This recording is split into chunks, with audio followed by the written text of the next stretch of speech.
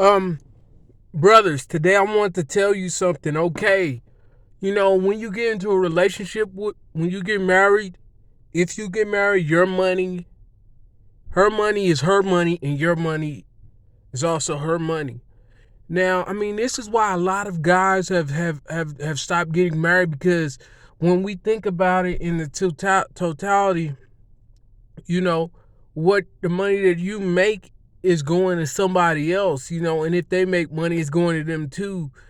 And, it's like a man is sacrificing everything financially to have children to have a legacy. And it's too big of it's a huge sacrifice. And it might be all for nothing, meaning that the woman is still raising the children. She has a lot of say in what the children eat, what they do.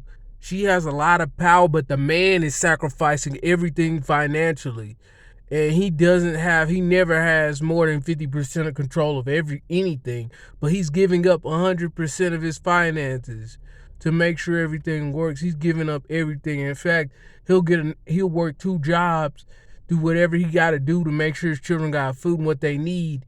And the woman, she's not even willing to budget her money and say, hey, okay, let's spend $100 a week on groceries, or let me just go out and let me buy less expensive stuff so that then the family can have whatever they need. You know, let me instead of buying these $200 heels, maybe I could get some $40 sneakers or some $40 wedge wedge heels from Walmart or something, instead of buying the $200 heels that they wanted to buy. Making those small compromises. That's $160 more dollars a family would have to go towards their bottom line, to go towards their children's college funds or whatever. College costs $40,000 a year now. In the future, an average public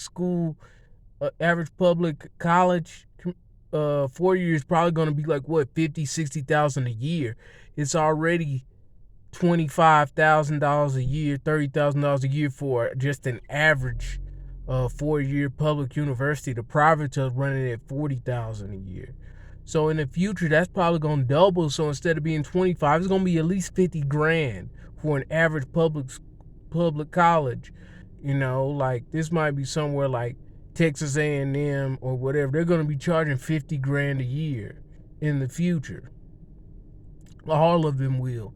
And it's crazy because people say a man is being financially abusive when he tries to tell his woman to save money, or he tries to control the finances. Here's the deal. Let the woman control the finances, and there'll always be poverty, there'll always be broke, stuff gonna be getting cut out. My dad told my mom to pay light bills and stuff. Our water was getting cut off, and this was getting cut off. And he gave them the money to pay it, and they didn't pay it. And the bills were like what, $20 for the water bill or $50 for the light bill. They were. It wasn't that much money.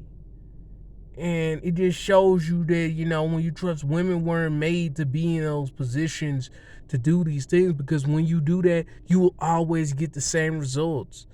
And when I was a kid, I was wondering, Dad, why didn't you just pay the light bill or the water bill with your own money yourself? Why'd you give them the money and tell them to do it? You know? And I'm 28. That happened like what, 15, 18 years ago. That was a long time ago. I still ask myself that question every day. Why didn't you just pay that yourself?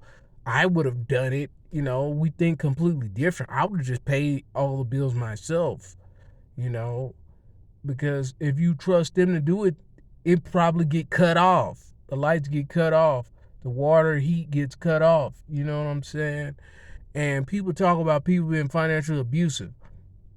Okay, what the Pookie and the Ray Rays do, that's financially abusive. She's making all the money. He's sitting on the couch.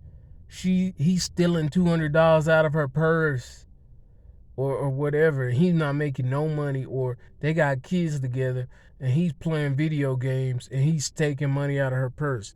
That's what you could call financial abuse.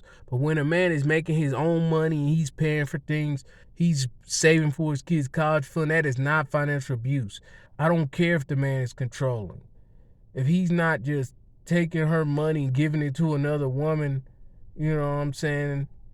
and he's not cheating on her and taking the money and spending it on a younger woman or whatever, if he's not doing that, then that's not financial abuse.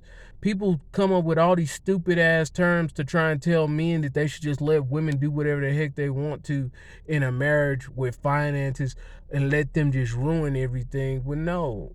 If that's like saying if a coach let his players just, you know what I'm saying, let them do whatever they want to do. No, there needs to be rules, there needs to be order. I'm sorry, but the world doesn't work like that. You cannot just let people do what they want to do if they're a part of the same organization as you. Has your boss ever just let you do what you want to do at work? No.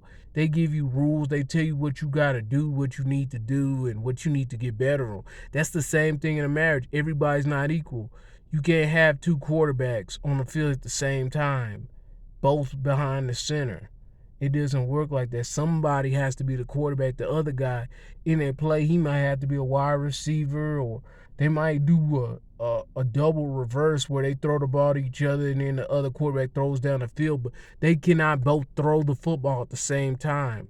There has to be structure. There has to be order, even amongst chaos. It has to be coordinated. And with that being said, that's all I gotta say, man. Like, subscribe, man. But yeah.